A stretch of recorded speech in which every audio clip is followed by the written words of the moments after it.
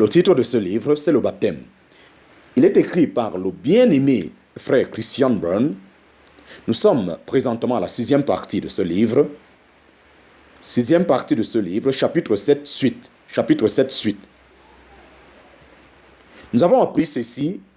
Ce n'est pas la même chose d'être chrétien intérieurement et de l'être aussi vis-à-vis de l'extérieur. Au commencement, Nicodème et Joseph d'Arimathée ont été disciples de Jésus en secret par crainte des Juifs, mais quand leur sauveur est mort, ils se sont tous deux identifiés publiquement à leur Seigneur mort. En parenthèse, Jean chapitre 19, versets 38 à 42. Quelle belle image de ce que l'on fait quand on se fait baptiser. Soulignons que se faire baptiser n'est pas un devoir, ce n'est pas une obligation pénible, mais un privilège précieux. Qu'est-ce qui m'empêche d'être baptisé? Demanda fort justement l'eunuque éthiopien, devenu croyant. En parenthèse, Actes chapitre 8, verset 36. Quelqu'un pourrait-il refuser l'eau afin que ceux-ci ne soient pas baptisés? Demanda Pierre lui-même. En parenthèse, Actes chapitre 10, verset 47. Il ne s'agit pas tant d'un commandement de se faire baptiser, mais plutôt d'un commandement de baptiser. Allez donc et faites disciples toutes les nations, les baptisant pour le nom du Père et du Fils et du Saint-Esprit. En parenthèse, Matthieu chapitre 28, verset 19. Et il, en parenthèse, Pierre, commanda qu'ils fussent baptisés au nom du Seigneur. En parenthèse, Actes chapitre 10, verset 48. Mais la soumission à l'institution du baptême établie par le Seigneur est évidemment aussi de l'obéissance. Note biblique, il est significatif que le cas de celui qui a cru intérieurement et qui refuse de confesser le Seigneur extérieurement par le baptême n'est pas explicitement mentionné en Marc chapitre 16. Vois aussi en Romains chapitre 10, verset 9. Si tu confesses de ta bouche, la parole ne veut pas reconnaître cet état intermédiaire comme un état ayant droit d'existence. Par ailleurs, s'il y a refus d'être vu comme chrétien, on peut à bon droit mettre en doute qu'il y ait une foi réelle. Fin du chapitre 7. Fin du chapitre 7. Fin du chapitre 7. Chapitre 8. La demande d'une bonne conscience. Chapitre 8. La demande d'une bonne conscience.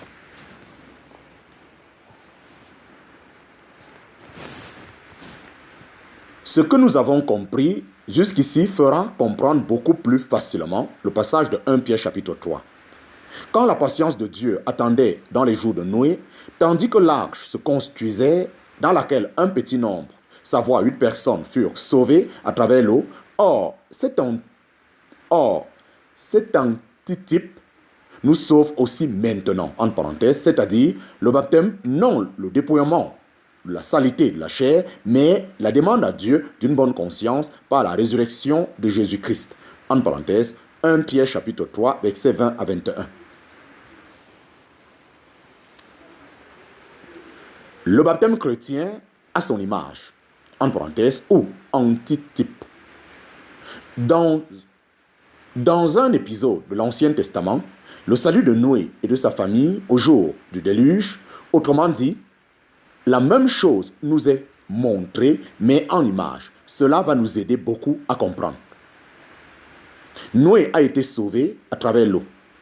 On peut le comprendre de deux manières distinctes, selon les deux sens possibles de la préposition grecque dia, avec le génitif qui sont à travers et par le moyen de. Dans ce deuxième sens, dia désigne le moyen utilisé, l'instrument. Je crois que c'est ce deuxième sens qui est celui du passage que nous avons devant nous.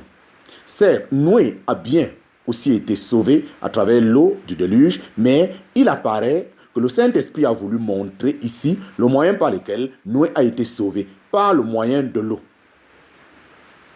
Cette manière par laquelle le monde ancien, cette même eau Cette même eau par laquelle le monde ancien et corrompu a été englouti, a été dans la main de Dieu, le moyen par lequel Noé a été sauvé dans l'arche en l'amenant sur une terre nouvelle, purifiée par le jugement. Ici en 1 Pierre chapitre 3, nous avons de nouveau ce changement complet de position, décrit par l'expression salut ou sauver. Or, le baptême montre en type le même salut. Si nous rappelons encore une fois de quoi parle l'eau du baptême, de la mort de Christ comme jugement de Dieu sur le péché, combien ces deux images, en parenthèse, ou types, sont expressives. On voit la mort de Christ qui,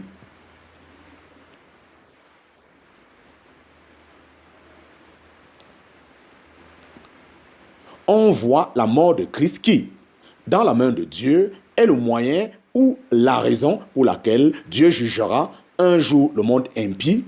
Et d'autre part, cette même mort de Christ qui est dans sa main le moyen par lequel ceux qui sont dans l'arche, c'est-à-dire ceux qui ont accepté Christ par la foi comme sauveur, sont amenés par lui dans un nouvel endroit sur lequel le jugement divin s'est déjà exécuté.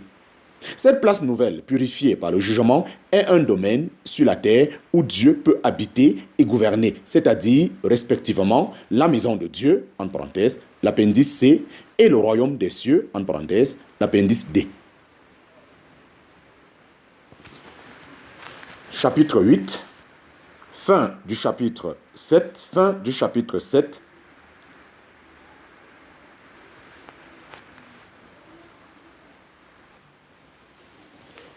Chapitre 8, petit 1. Chapitre 8, petit 1.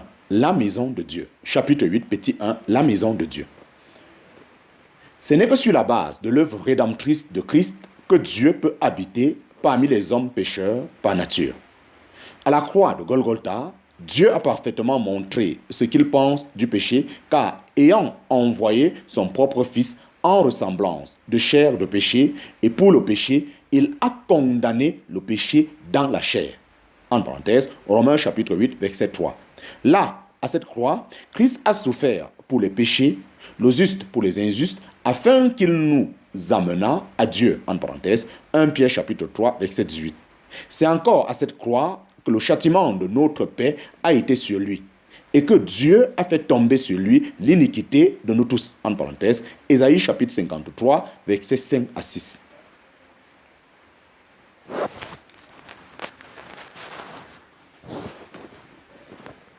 Aujourd'hui donc, partout où des gens font profession de croire en l'œuvre de son Fils, ils se trouvent sur le terrain d'une rédemption accomplie, d'un jugement exécuté, et Dieu peut habiter avec eux, et ils forment eux-mêmes l'habitation de Dieu sur la terre, une maison spirituelle, en parenthèse, 1 Pierre chapitre 2, verset 5.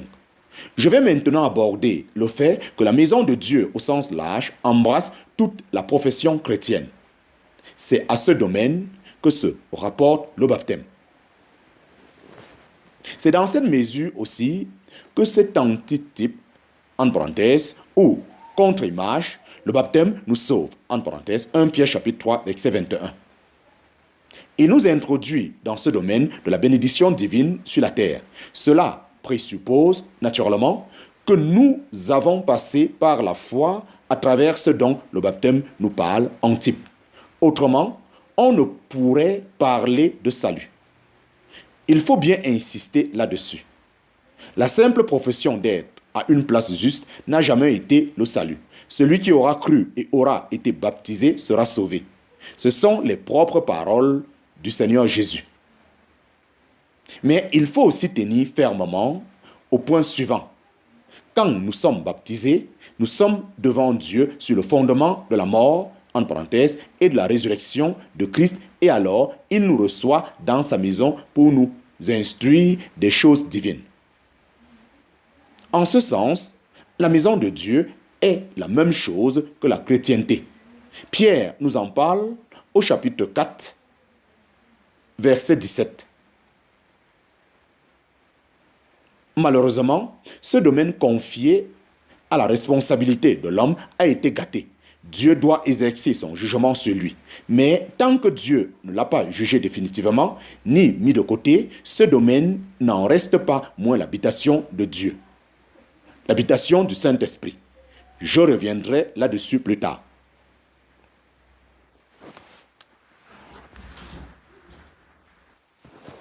Le baptême n'est pas non plus un signe de ce que nous possédons déjà.